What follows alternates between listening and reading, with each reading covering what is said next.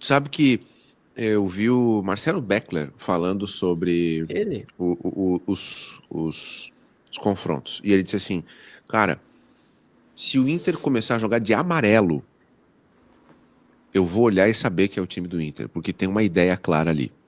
E eu concordo com ele.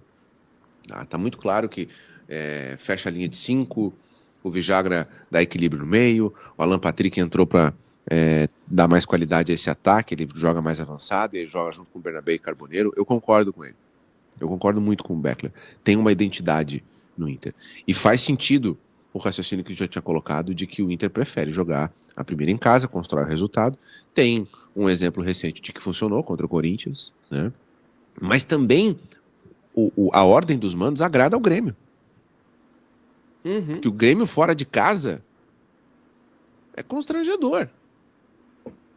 E os melhores momentos do Grêmio do Luiz Castro na temporada, isso é um fato, os melhores momentos são dentro da arena. O 3-0 no primeiro jogo da final do Gauchão, que encaminha o título, a classificação contra o Mirassol, a virada em cima do São Paulo, a vitória em cima do Botafogo, lá no início do campeonato. Os melhores momentos do Grêmio do Luiz Castro são dentro da arena.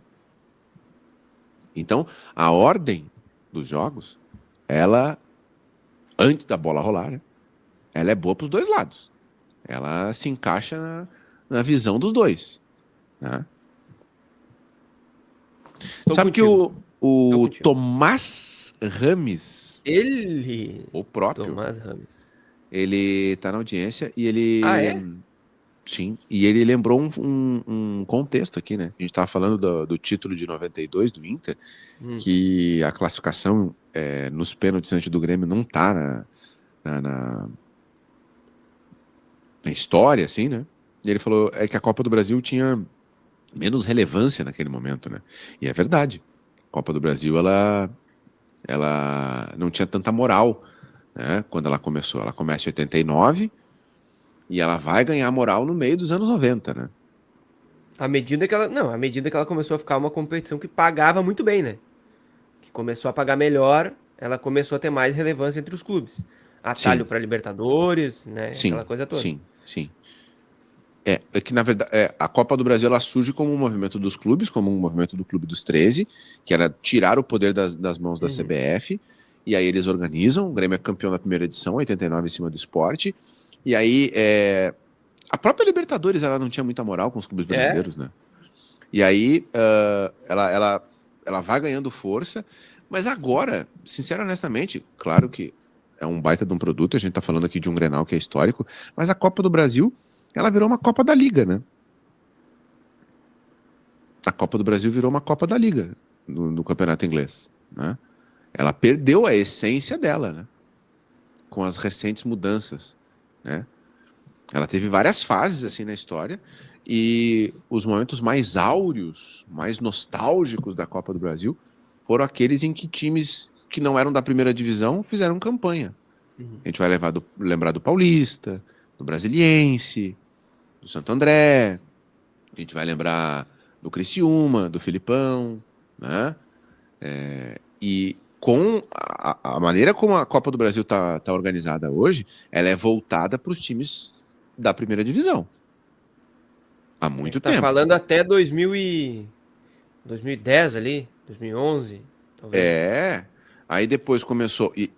Na verdade, é um pouquinho depois, quando acaba o Clube dos 13. Quando Uhum. o Clube dos 13 é implodido pelo Corinthians e pelo Grêmio, o que acontece? As negociações elas passam a ser individuais e a Copa do Brasil passa a rivalizar com os direitos do Campeonato Brasileiro. E aí começa a aumentar a premiação da Copa do Brasil. Uhum. E com o maior dinheiro na Copa do Brasil, os clubes começam a se interessar mais por ela. E o regulamento começa a ser alterado. Então a Copa do Brasil ela deixou de ser o campeonato mais democrático. Te lembra que ela tinha esse Sim, apelido? sim. O campeonato mais democrático do Brasil. Ela perdeu essa característica. Agora ela paga um pouco para os times que jogam lá a primeira fase, a segunda fase, né? É o São Raimundo de Rondônia, é o, sei lá, o Globo, é o Motoclube, o Fast. E eles jogam ali e tal, dão uma brincadinha, enche o estádio para ver o Flamengo, Uhum. para ver o Palmeiras, para ver o Cruzeiro, né? O pessoal do Mato Grosso vai ver Grêmio e Inter. E depois, cara, fica a primeira divisão. né? Então ela Esse tem hoje ano- uma cara de Copa da Liga, né? E esse ano ainda tem um diferencial que os piores times da primeira divisão, pela tabela, estão classificados na fase mais quente até agora, né? Uhum, O Santos, o Vasco, o Grêmio, o Inter, uhum. o Vitória, né? Fora o Palmeiras, Atlético Mineiro e Cruzeiro, tá todo mundo com medo. Então, isso também é uma coisa que a gente leva em consideração quando o que a gente citou aqui, por exemplo, né? O Vessone lá levanta a bandeira de que o sorteio tá armado pro Palmeiras. Ah, Só que assim, necessariamente o caminho teria que ter um monte de time que tá mal na primeira divisão. Porque a maioria é de times que tá lá embaixo na tabela do brasileiro.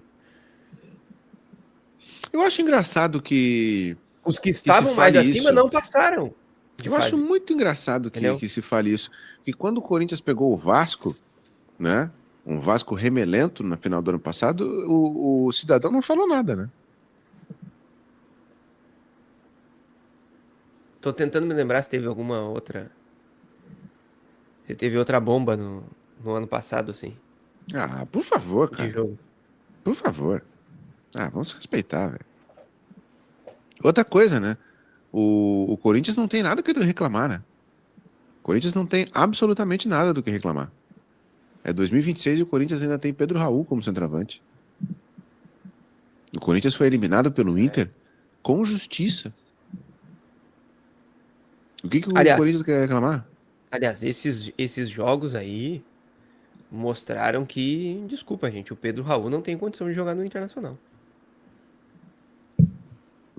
E o Inter sabe disso, né? Não tem condição. E o Inter sabe disso, apesar do enorme lobby que foi feito.